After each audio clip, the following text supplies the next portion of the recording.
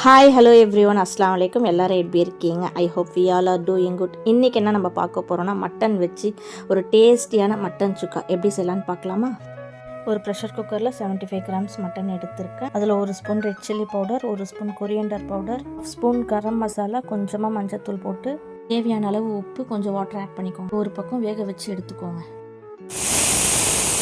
ஒரு பேன் எடுத்துக்கோங்க. அதில் ஒரு ஸ்பூன் மிளகு, ஒரு ஸ்பூன் சீரகம், ஒரு ஸ்பூன் சோம்பு, 2 காஞ்ச மிளகாய், ஒரு கை கொத்தளவு கருவேப்பிலை, இது எல்லாமே சேர்த்து நல்லா ட்ரை ஃப்ரை பண்ணிக்கோங்க.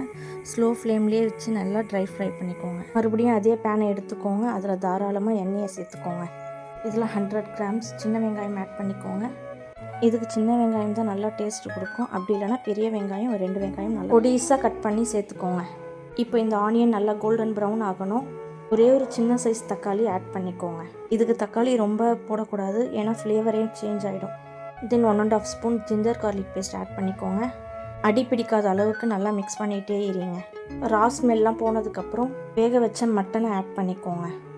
இது கொஞ்சம் நேரம் எல்லாமே அப்படியே குக் ஆகட்டும்.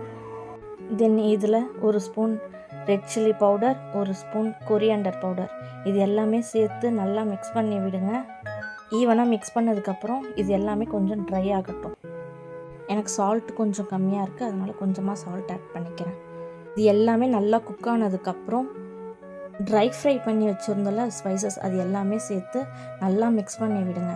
நல்லா மிக்ஸ் பண்ணி விட்டதுக்கப்புறம் ஒரு கை கொத்தளவு கருவேப்பிலை சேர்த்து அடி பிடிக்காத அளவுக்கு மிக்ஸ் பண்ணிகிட்டே இருங்க. எண்ணெய் பிரிஞ்சு வர நேரத்தில் மல்லித்தலை தூவி இறக்குனீங்கன்னா டேஸ்டியான மட்டன் சுக்கா ரெடி. எங்கள் வீடியோஸை நீங்கள் பார்க்கணுன்னா ஜெமிஸ் ரெசிபின்னு இன்ஸ்டாகிராம்லேயும் யூடியூப்லேயும் போஸ்ட் பண்ணியிருக்கோம், போய் பாருங்கள். பார்த்துட்டு மறக்காமல் லைக் பண்ணுங்கள், ஃபாலோ பண்ணுங்கள், சப்ஸ்கிரைப் பண்ணுங்கள். பாய் எவ்ரிஒன், அஸ்ஸலாமு அலைக்கும்.